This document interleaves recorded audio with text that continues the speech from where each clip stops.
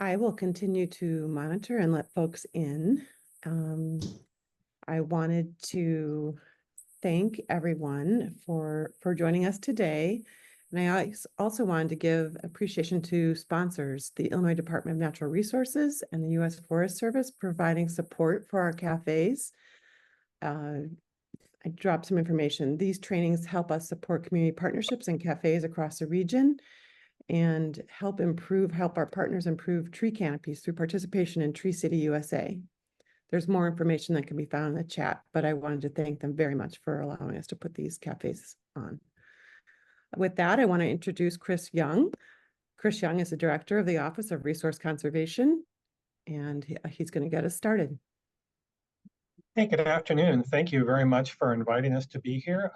It's our honor to be able to share some of our work with you and some of our ideas, and we hope that this will spur some really good discussion later on today. I want to introduce my team members, Cassie Carroll, David Gween, and Devin Day from the Smart Energy Design Assistance Center at the University of Illinois. When we undertook this whole idea of creating a climate action plan was actually an outgrowth of our strategic planning process at DNR. And we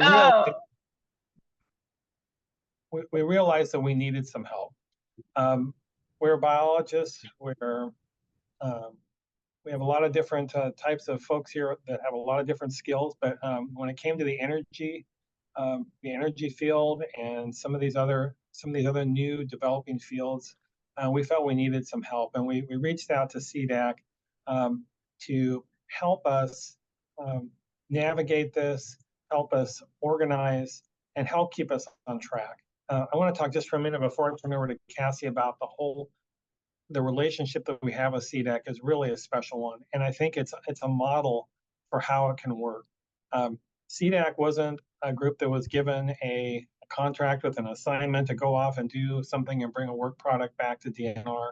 They're really full partners in this plan with us.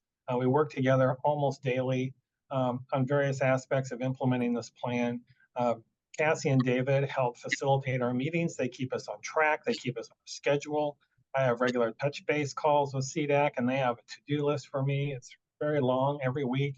And we always have great discussions, and they really keep us on mission, on task, and that facilitation is really helpful. On the other side is the technical assistance, helping us understand energy grids and energy efficiency strategies and other things that we just don't come across in our daily work, where we really need some help. On more than one occasion, we've been wrestling with something here at the department. I put it out to CDAC's energy engineers, and not only have they brought us back some good answers, but they brought us back answers that actually cost less than what we thought we were going to have to spend. And so they have helped us make good decisions, kept us moving. And I think we would be working in this field, but I don't think we would not be making the progress we're making today without CDAC. And I really appreciate their help and their wisdom and their guidance and their friendship. One thing I'll say about this is we have all, we're working closely together across the department. We have people working across offices, across different parts of the state. We're all getting to know people we may not have, run across in our regular daily work, building new friendships, new relationships. This has really been an incredible process for the agency, not just, for our climate work, but for the agency as a whole. And I'll talk more about that later. But first, I'd like to turn this over to Cassie and David for some of the nuts and bolts of the plan. And Cassie, I'm gonna let you take it away. Thank you so much, Chris. And thank you so much for Chicago Wilderness Alliance for hosting us today. My name is Cassie Carroll. I'm a program director at CDAC, and it has been a real joy to work with IDNR on this work. And when I say a real joy, I really mean it. It has been fun. The team is really inspiring, and that makes the work so much more fun. But today I'm going to talk about, just give you a high-level overview of the climate action plan that we helped IDNR develop, and then David will go into specifics about sections, and then we'll turn it back over to Chris for some more information. So This precipitated as an opportunity to align with Governor J.B. Pritzker's interest in making Illinois a climate leader. It started there, but has taken a whole life of its own at IDNR since. The Climate Action Plan was developed in collaboration with us at the University of Illinois, but with 70 IDNR staff. So this plan was not a plan that was created with a small group. We really went out and talked to the site techs and site supervisors. We talked to the biologists. We talked to the natural history folks at IDNR to really make sure that the plan was comprehensive from a multitude of different perspectives, but also had input from all of those perspectives, which made the plan really rich. The plan really sets IDNR on a path to net zero emissions by 2050. We know that IDNR still has to do things like maintain its lands, maintain parks or facilities. So there will be emissions, but we're trying to really help IDNR think of ways and reach this goal of net zero where we're doing things that reduce emissions or eliminate emissions at IDNR. And that includes those hard sorts of buildings and types of things and equipment, but it also includes our natural areas and habitat as well. And the plan is really special, I think, because it centers on engagement, equity, and learning. We really know that we need partnerships. We need a lot of support from outside of IDNR to make these things happen. And we need to meet communities where they're at and what they're dealing with in regards to our changing climate, as well as teach people how they can take climate action on their own. So if you are interested in the IDNR Climate Action Plan, we have a great webpage that we'll share towards the end of this session today. You can download not only the executive summary, or if you have a while, it's about a 150-page document, but the full climate action plan itself. But going into a little bit more detail, we're really focused on that net zero by 2050. And you can see here when we did our high level emissions inventory for IDNR that fuels, electricity, propane, natural gas, those were some of the biggest pieces of the pie here in terms of emissions at IDNR. So our approach is this conserve and load approach. So we want to think about how can we be more efficient in operations at IDNR and maximize efficiency while adding things like electrification and renewable energy to reduce that large portion of emissions at IDNR. So we know that there are other aspects like solid waste and water and wastewater that also play a role, and the Climate Action Plan looks at those types of opportunities as well. But really where we're going to help IDNR reach this goal is this conserve and load strategy. We have to think about reducing what we use first, and then thinking about adding ways to reduce the emissions associated with, say, electric use, water use, et cetera. But the Climate Action Plan doesn't just look at these sorts of physical attributes of IDNR. It also really focuses on mitigation and adaptation because climate action is so much more than just reducing emissions. It's looking at ways to make the impacts of climate change less severe, but also adjusting and saying, how can we better protect our parks and our lands and our waters, knowing that there will be future effects of climate change as well. So the group is really thinking about all of these different pieces of climate change and climate action when we develop the plan. And having all of those rich ideas and perspectives of people from across the department really helped lend this to be a comprehensive plan. This is not a plan that's just sitting on the shelf either. You'll hear as David talks in just a moment about how much we're testing things, piloting things, and trying things to see how do these strategies work within the department. And that's really the key and where we're starting the most when implementing this climate action plan.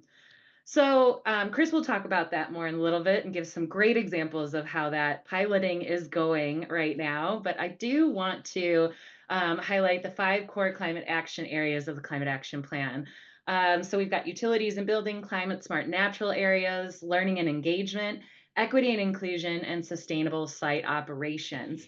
We'll go through these all in a moment, but I do want to say that, we had a comprehensive group build the plan, but we still have a great group of about 40 different IDNR staff actually working on implementing the plan along these core climate action areas. So we still have wide engagement throughout IDNR, actually testing, piloting, trying to make these and implement these climate action strategies and make this plan come to life across the department. Now I'm going to turn it over to my colleague David to talk a little bit about each of these climate action plan areas. Thanks, David. Thanks for the intro, Cassie. And yes, hi everyone, I'm David. I am the Net Zero Sustainability Research Coordinator. Just joined CDAG a few months ago, but it's been pretty fun so far. And let me summarize the 5 core climate action areas and give examples of what we've kind of been doing in each section. So starting off with our first area, we can go to utilities and buildings. So IDNR buildings are usually powered with non-renewable sources of energy like purchased electricity, as opposed to using an on-site generation source like solar panels as a common example. IDNR seeks to first reduce our statewide energy consumption by 35% by the year 2035, and then eventually transition to 100% carbon-free energy by 2050. One way that we are reducing energy consumption is by developing a list of best management practice standards for sustainable renovations and new buildings. For example, before a site construction or renovation takes place, our DNR capital planning and realty project teams can look through a climate action plan oriented practice list to prioritize any efficient and sustainable design practices that are relevant to the local site conditions. As an example, could you upgrade existing gas furnaces to use high efficiency electric heat pumps, or install an automatic low flow faucet to conserve water in restrooms? Even something simple as replacing incandescent light fixtures with an LED alternative saves money while also reducing overall CO2 emissions. By managing our utilities across sites, we are able to increase the health, resilience, and efficiency of DNR buildings, as well as reduce overall utility costs. Our second section of the Climate Action Plan concerns sustainable site operations at DNR sites. DNR manages over 400 different state parks, historic sites, fish and wildlife areas, and other related properties.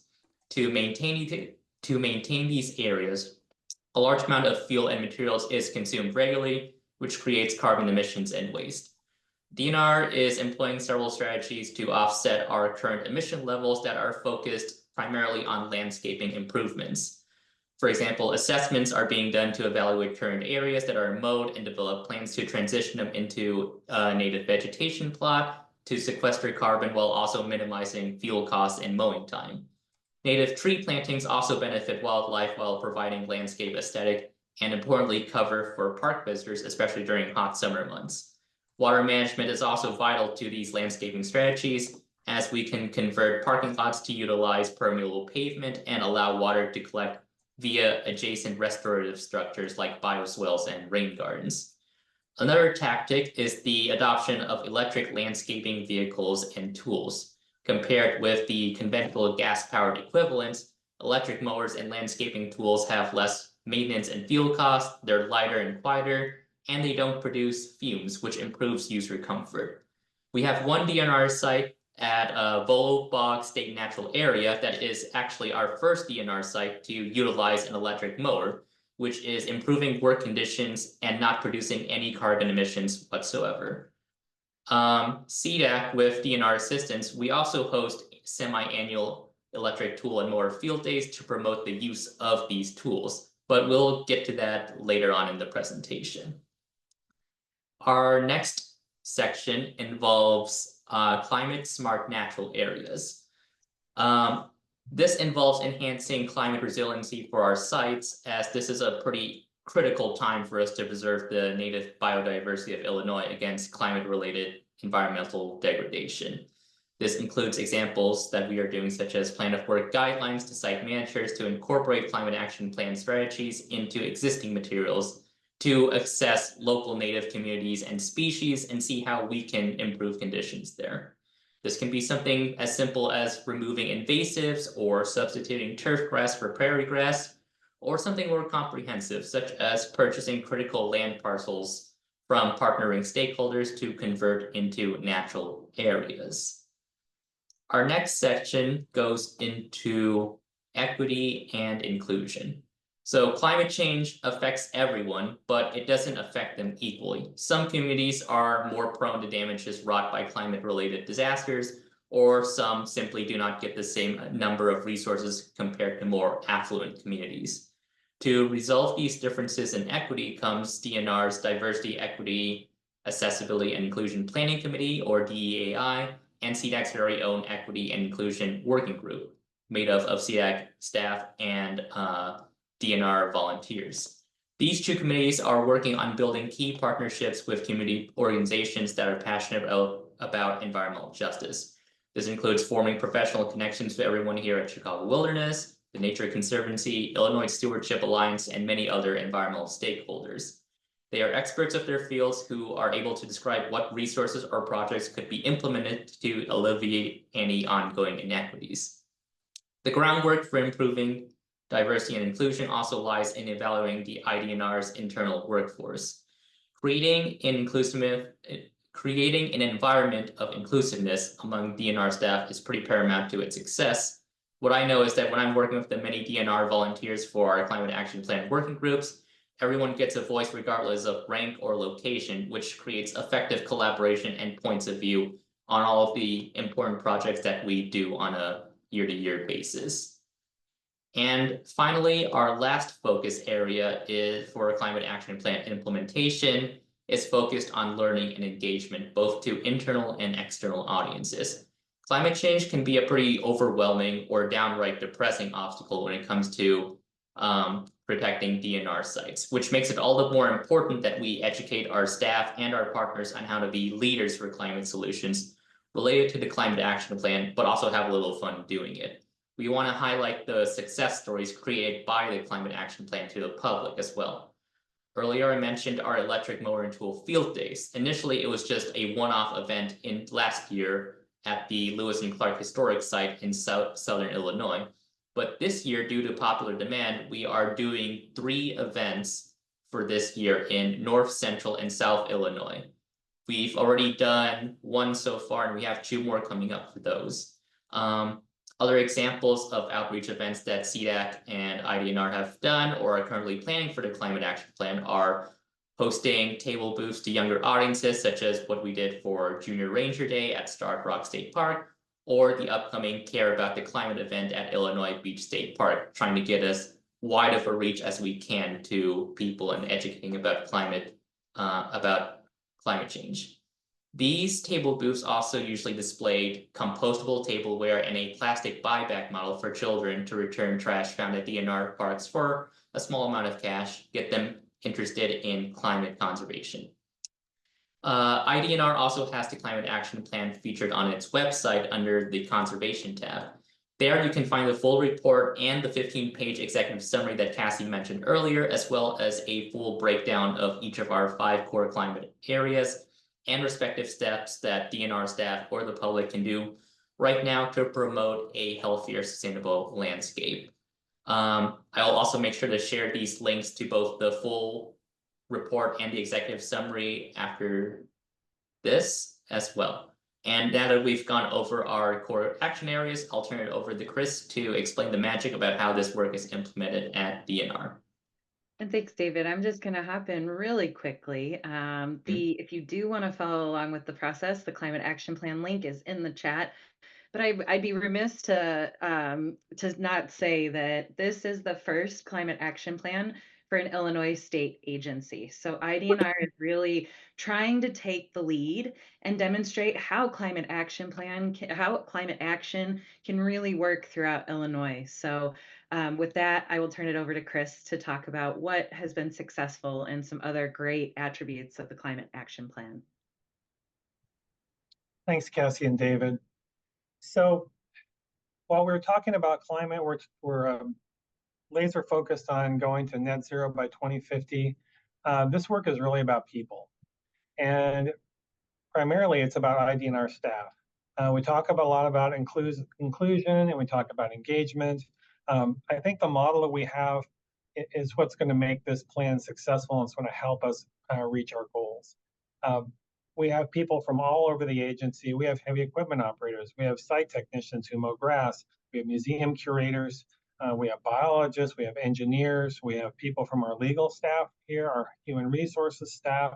All of them bring completely different perspectives based on their job, where they sit in the agency, and they make us think about things that we might not have considered before.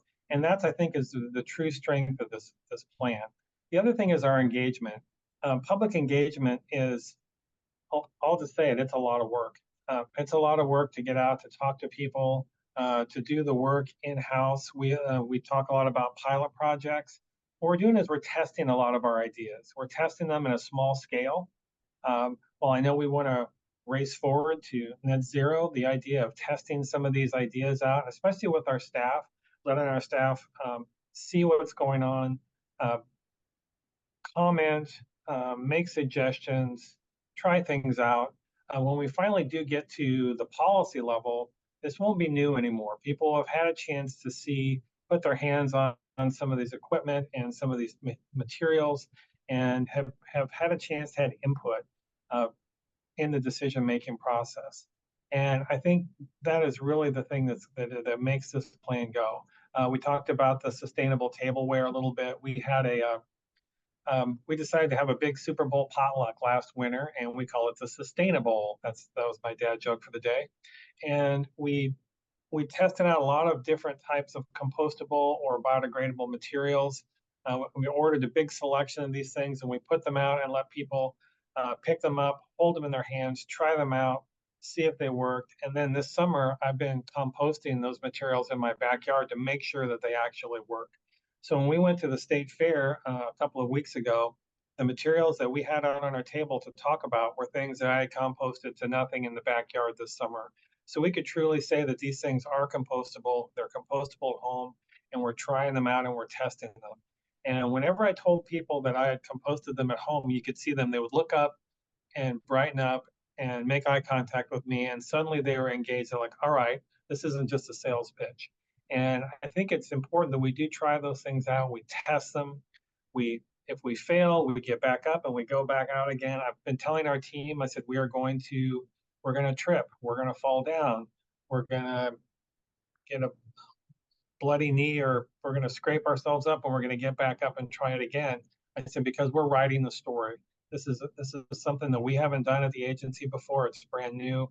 We're trying to take a different approach that's casts a really wide net in this process of testing and deciding what sorts of actions we're going to take.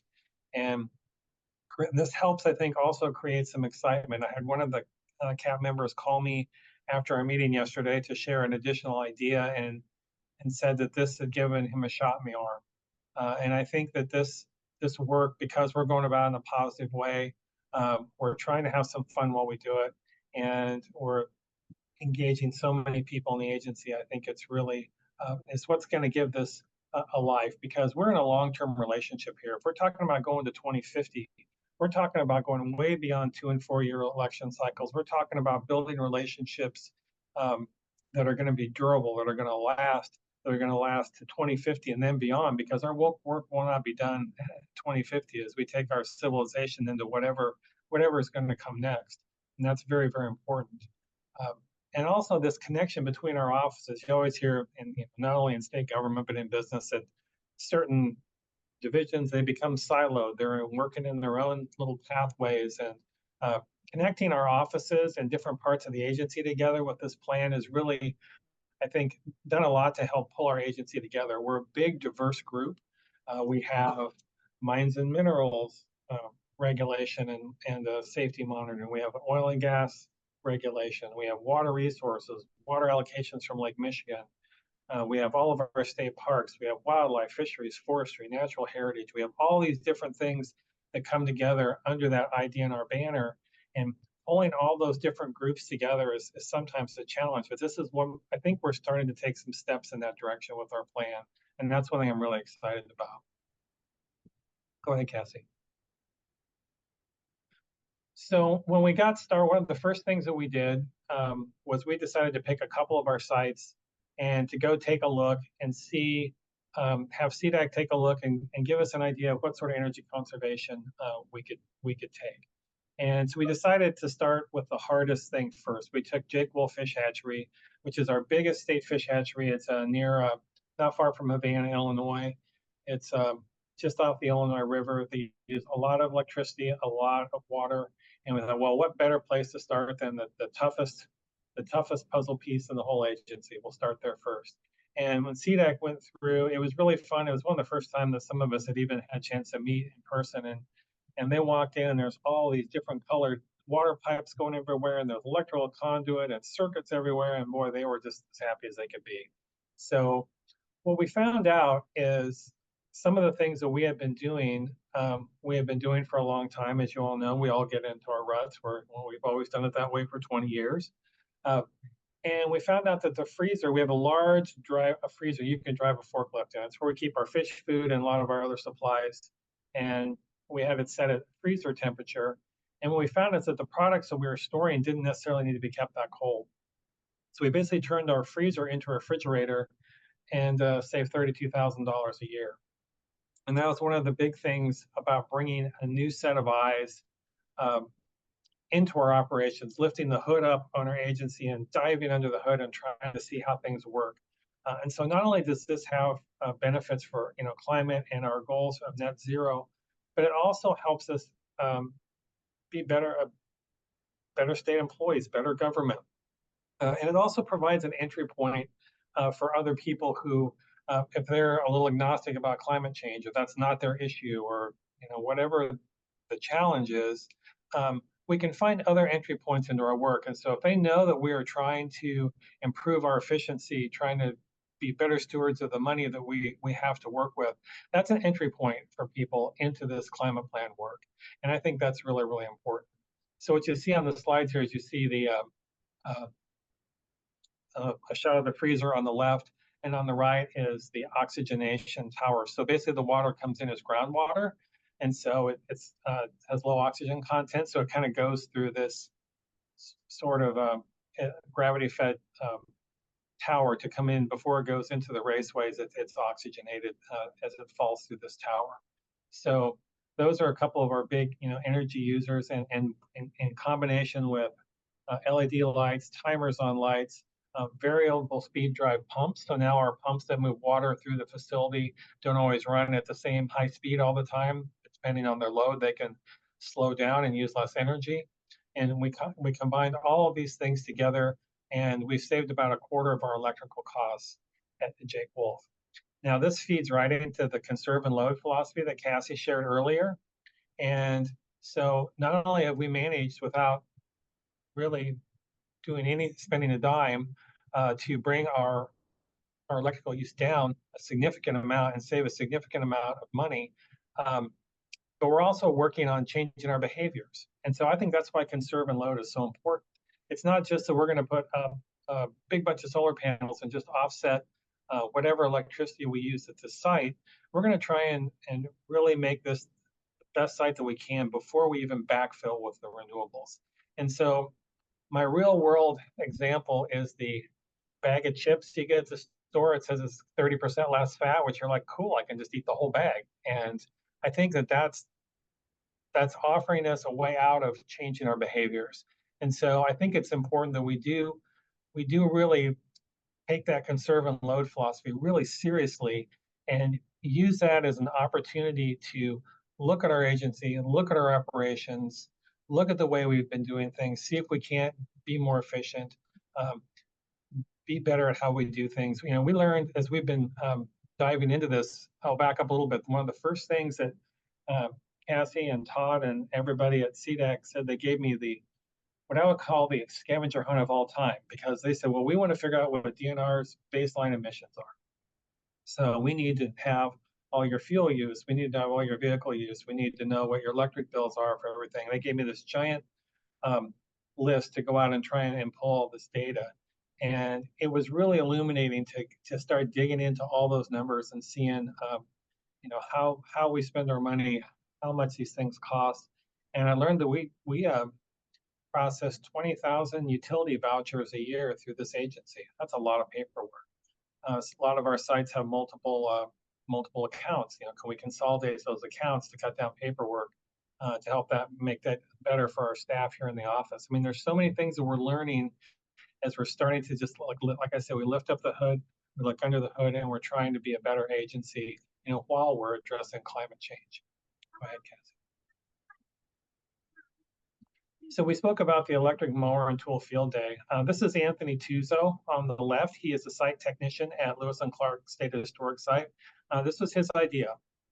He's one of our climate team members, and he thought it would be great to host a field day so people who work at our sites could come out and they could see these machines in operation, test them out, try them, and see, you know, well, what's all the fuss about? Will they measure up to the type of work that we have to do here? And it was one of those great ideas that's come up through this climate action team process, where instead of, you know, as a supervisor, if I come to work and I give Anthony an assignment for the day, he does this assignment and he comes back tomorrow, give him another assignment.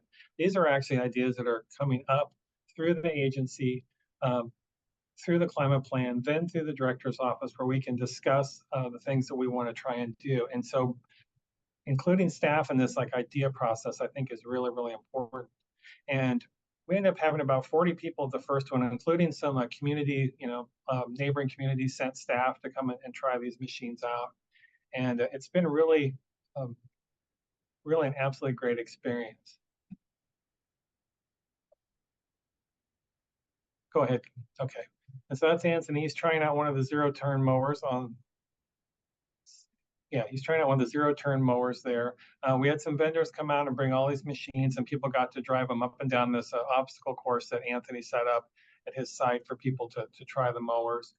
We learned a lot that the mowers have.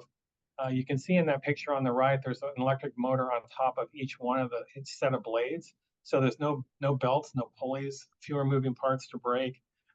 It was really interesting to start learning about these. And go on to the next slide. And so even Director Finney on the right came out and tried out the mowers that morning, and it was really quite an interesting day. And the one thing I really learned about this, though, while I am tunnel vision on getting to net zero by 2050. Again, we're starting to find all these other entry points for people into the climate work. I'm watching the people mow, and I'm standing behind two of our site superintendents, and one of them says, "Huh, those things are so quiet. I could mow around the campgrounds in the morning, and I wouldn't bother anybody." And the other site superintendent says, "Huh, I could lead a tour at my site and not have to shout over the lawnmowers all the time." And suddenly, it's not just about clean energy and climate change, it's about visitor experience at our parks and improving visitor experience. So again, there's another entry point into the climate work. And that's what we get with these very perspectives from people of all different types of jobs around the agencies. I'm seeing it from their point of view. The ideas that were shared by those two site superintendents had not crossed my mind at all. So again, we had another one at William Power State Recreation Area, which was really an exciting thing because we had a couple of not only did we have some new machines, but also some remote controlled machines that were really interesting because you think about one of them looked like I don't know if we have a picture of it, David. Do we have the? Yeah, there it is. Next slide. Can't see on the next slide.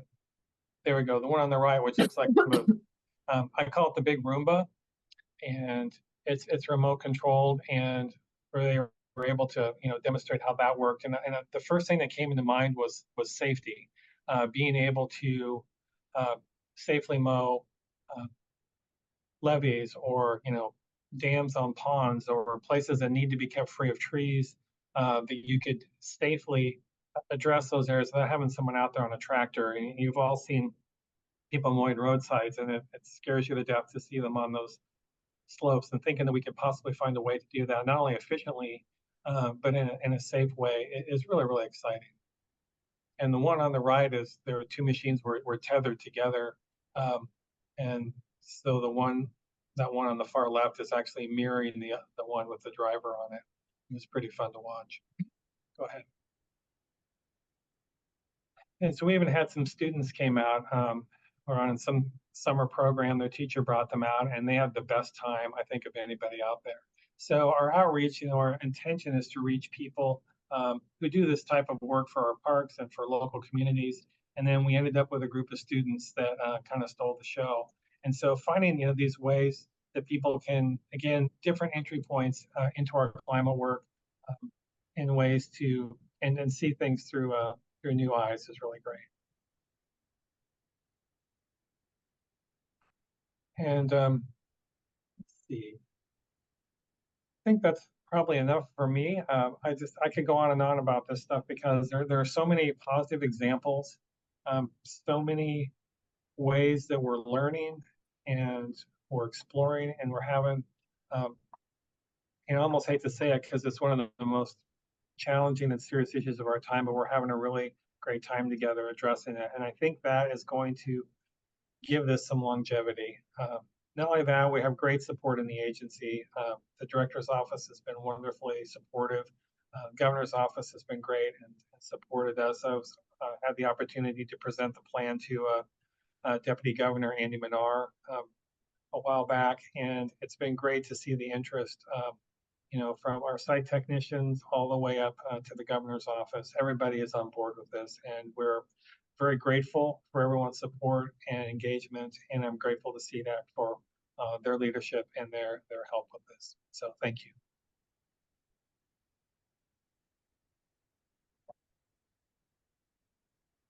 Thank you so much for this great presentation. Are there any questions? Are you open to people unmuting themselves, or you'd like them to put their questions into the chat? That's up to you, however you'd like to do it, Laura. Feel free to just unmute yourself or raise your hand, and we can call on you. There's one that says, what, if anything, is IDNR doing to engage the Illinois Department of Agriculture through your climate action plan? And did your discussion with Deputy Governor Maynard include any strategy about, well, it just jumped, bringing farmland owners and operators into the mix? So related to our climate plan, and actually sort of an offshoot of it, is the 30 by 30 implementation. So we had a group of students from Pontiac High School who initiated the legislation for the 30 by 30 listening sessions that John Rogner hosted for us a couple of years ago. And now there was a Senate resolution that went through this spring to have a coordinating group come together and start looking at the recommendations and looking at things that are possible. And so we're kind of in the planning stages on putting together a 30 by 30 coordinating council, sort of like a retreat, like a several-hour retreat where we all sit down and talk about what's possible to do. And I've engaged the Department of Agriculture on that, and they're completely on board. We're also looking at some of our agriculture groups, like the Illinois Soybean Association is excited to be part of it. And so we are starting to make, I think, some really good connections in that area to start engaging agriculture. I want agriculture to be a solid partner with us. Again, our plan is mostly, we're inwardly focused, but then we're sharing out to the wider state and other organizations and folks to let them know what we're doing and how we're trying to do it. So yes, we are making some inroads with agriculture, and we're getting ready to meet with them and with our student group here, and probably in the next week or so. That's great. Illinois Audubon Society, you have your hand raised. Yeah, this is Brian Fox Ellis. And thank you all. This was very informative. I learned a lot. But the last question kind of anticipated mine. So perfect segue. It's admirable that IDNR is doing this. And of course, it makes sense that IDNR is leading the way. But what about other state agencies beyond agriculture? What is part of the governor's plan, or how are you communicating this? When you said earlier across offices, I know you're talking about offices in DNR, but what about across agencies? So we do meet occasionally with other state agencies on climate actions, but they're usually structured quite a bit different than we are. I mean, we have IDNR has a land base, so we have 500,000 acres of state parks, state natural areas, state fish and wildlife areas, trails, state forests, and so having that land base and also a larger portfolio of buildings and roads and infrastructure. So we're a lot different than some of the human services agencies and such that may have some opportunities to be part of this, and we're hoping that we can start to share these things out as we start to solidify some of it. But I think really we're probably IDNR is really uniquely placed to take the lead on this and to try and develop some strategies for others to pick up on, hopefully. Thank you. Champaign County Forest Preserve asks, are there plans in process to consider long-term natural areas management, such as assisted migration? Not formally. Those things come with their own problems. Of course, some things can pick up and move themselves. If your birds can fly, larger mammals can move between habitat patches. Where it's challenging is with insects. How far does a leafhopper go during its lifetime? Not very far. But moving things around is problematic. There's always a concern about disease, moving diseases from one place to another. With insects, translocating insects, it seems difficult with whatever stage of their life cycle you happen to capture them in. If they've already laid eggs and you're moving the adult somewhere, it may not be very successful. So we really haven't had real serious talks about assisted migration yet. I think this is just me talking now, that you've got different types of soils when you move to other locations. You have different plant communities. I don't think everything just naturally moves north all in lockstep, if that's what you're thinking about. I think, we run into, if you're in Iowa and you look to the north, you've got 10,000 lakes to combine around if you even could combine there. So I'm not so sure about that. I think right in this, we have discussed it maybe a little bit with tree seeds. That's come up. Do you want to plant a percentage of your acorns from 100 miles south? But we don't have any formal policies on any of those things yet. They do come up from time to time, but I would say a general answer to the question is, not at this time. Okay. Bill Miller asked, will IDNR be able to redirect savings from energy use to expand and restore our DNR natural areas?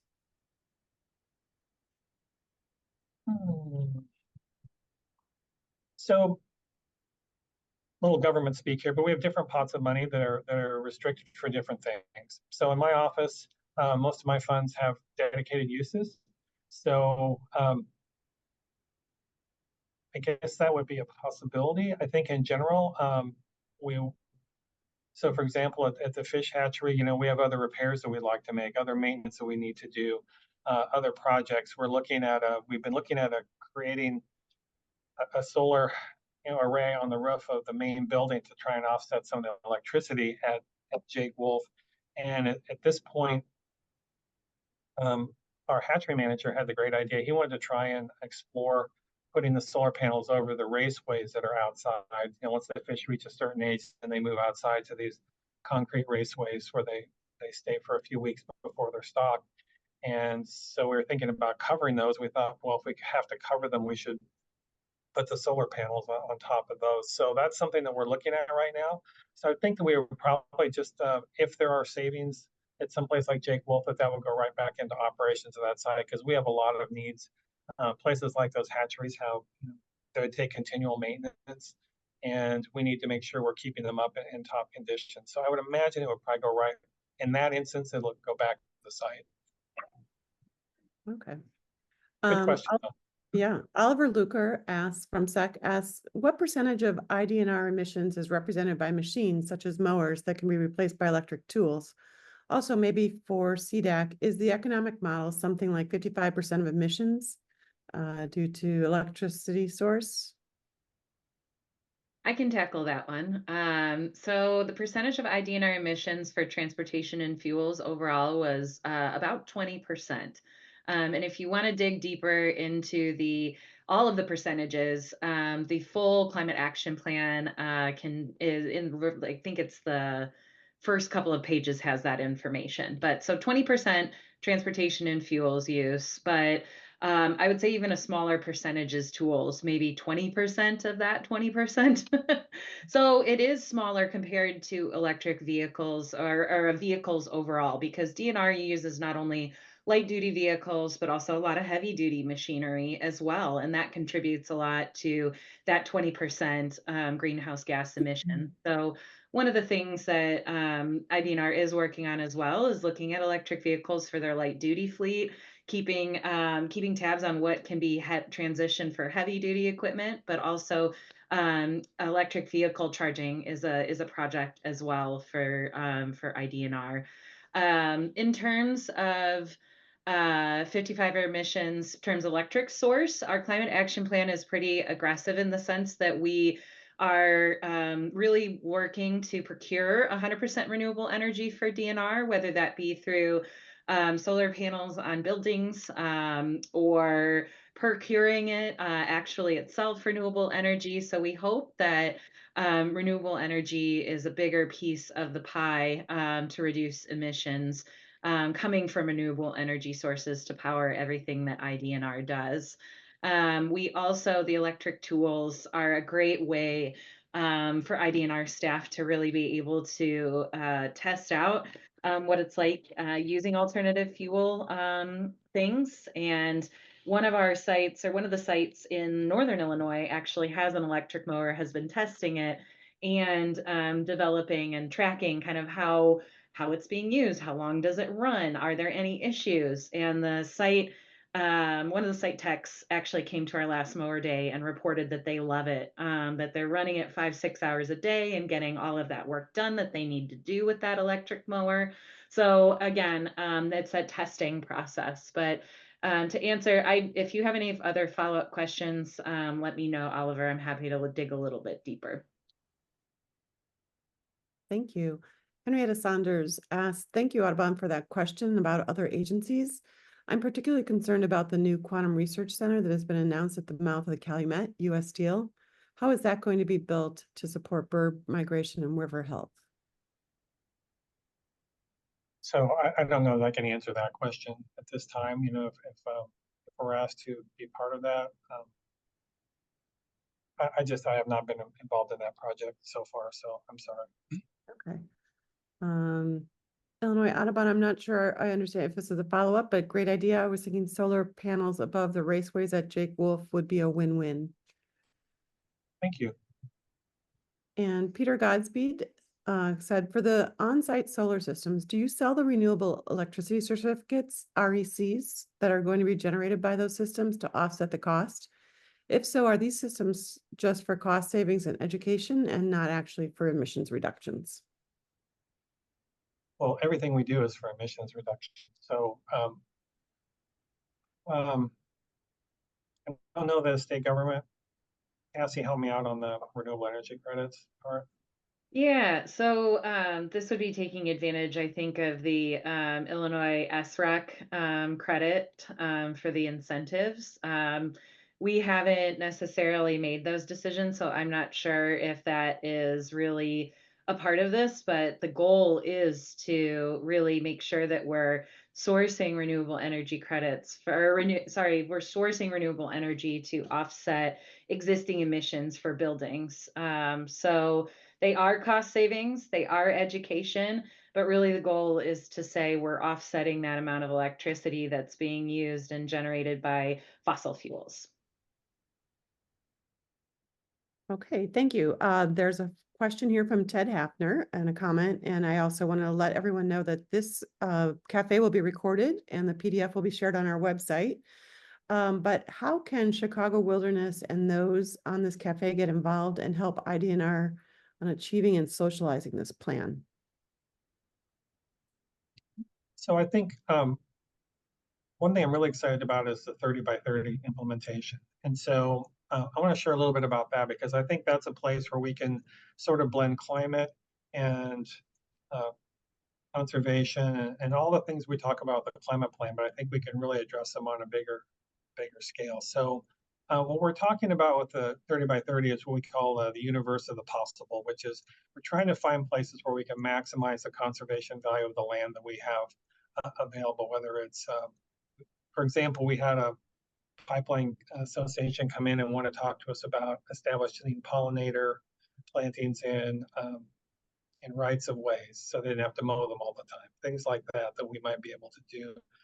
And we want to talk with the students about some things that we think the students can either help with or take the lead on.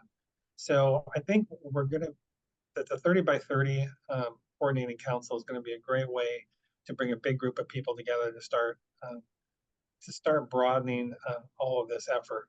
Another thing I think is important is to start looking at all of these different plans that we have. So we have climate plans, we have nutrient loss reduction strategy, we have 30 by 30, we have a state water plan. I think anytime we can start to look at those and find that Venn diagram of where we can have some intersection points, and that way we can start to decide where we're going to put our resources, then we might be able to address maybe several issues in one area if we see how these plans intersect and come together.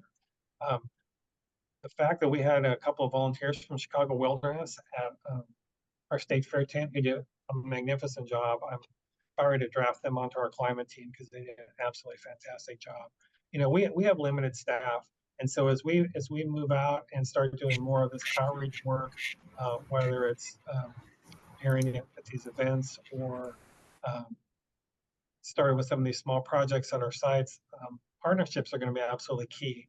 You know, we have limited number of people, we can do a certain amount of work, but boy, having partners to start building out some of these things is going to be key as we go along. And you know, we're kind of, I hate to say we're at the beginning because we've been working on this for a while, but we are starting to find where all those areas of intersection are. And so I think stay tuned is the main answer here, is that we're going to have more and more opportunities as we go forward. And we look forward to hearing from you too and your ideas on how you would like to be involved and how you'd like to maybe try and magnify some of this work, or we can magnify each other's work. I think. I just want to add, we also have, really quickly, I just want to add that we also have, check back on the Climate Action Plan website. We do have a climate corner, which highlights stories and different activities that we've tested or done. So I second Chris's point on we all can partner and collaborate to do this work, and we're excited to hear your ideas, but also let's promote each other's stories and think about ways that we can continue to share climate stories and successes to inspire others to take action. I have a few questions. What is the mechanism? You just talked about the texting process and mower day data. What's the mechanism for collecting, measuring, analyzing the median income of the participants, for example, for field day, just for example, or any kind of participation? So one of the requirements that we do through our procurement is that anytime we do an event like this, it has to be open to the public. So David and Cassie work with us to advertise it as far and wide as we can to let people know that that this is open to the public. It's informational. So I don't know how we would capture people's median income without asking them how much money they make, and I'm not quite sure how to do that. You may be able to help me. Yes, because I wouldn't understand what would be the purpose of introducing people to something they can't afford. Or for example, they live in an apartment and they don't have a field. I see. So yeah, so these were primarily what we've been working with. So for example, we had a public works department from Glen Carbon came to the field day at Lewis and Clark. You know, so we have some other government entities that came to participate. I guess that would be the public is invited to be there. It seems like the interest is mostly with other organizations that have the need to mow, larger areas or need that larger equipment that we were demonstrating. Oh, okay, I thought that the engagement was referring to actually the like general population. And Yeah, then I'm wondering, of the 19 people, how many of them that are listed in the report, how many of them are Black or identify as Black? I don't know off the top of my head. Does anyone from IDNR know? In our climate action team, is that what you're saying? Those people who are listed in the report, the acknowledgements, how many of the 19, how many of them are Black? I don't know. Does anyone from IDNR know?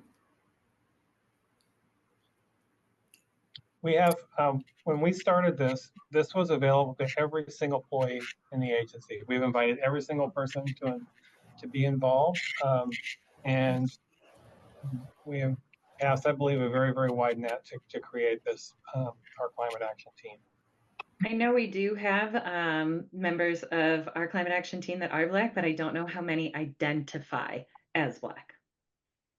Okay, yeah, but because I'm wondering where are Black people in the universe of the possible if they're not in that universe. That's why I was asking. And I did look up all of the participants and their images, at least as far as how they present phenotypically.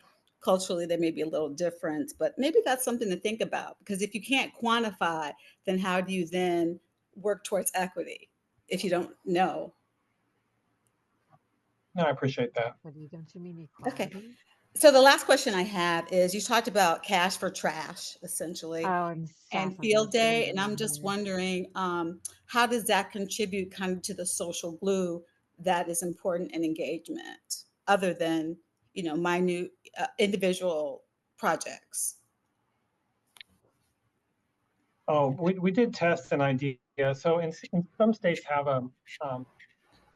like a bottle or can deposit legislation where when you buy sodas or something at the store, there's 5 cents per bottle or per can charge. And when you return those items or they're returned to a drop off, then the money is refunded and you get it back.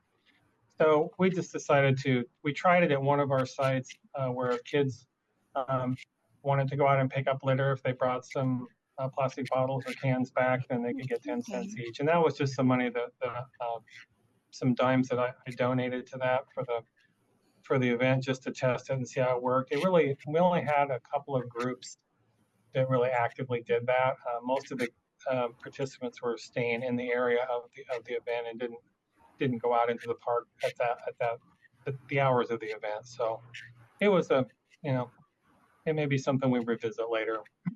Okay. Yeah, my question, I appreciate the explanation. My question was about how does that contribute kind of to the ecosystem approach, the social glue that's important in community engagement. But thank you for answering. And I just want to add too, one thing regarding equity in purchasing electric tools. There is the Cross Community Climate Collaborative, which is called C4 in the Chicagoland area. I know is working on an initiative to increase funding and access, and also work with landscaping companies to see if what the equity disparities are for companies that need to purchase electric tools for, say, villages within that they work in the Chicagoland area. So I'm not finding the exact name of the program right now and the person, but if you'd like to connect later, I'd be happy to make a connection to that program and project if you're interested. Thank you.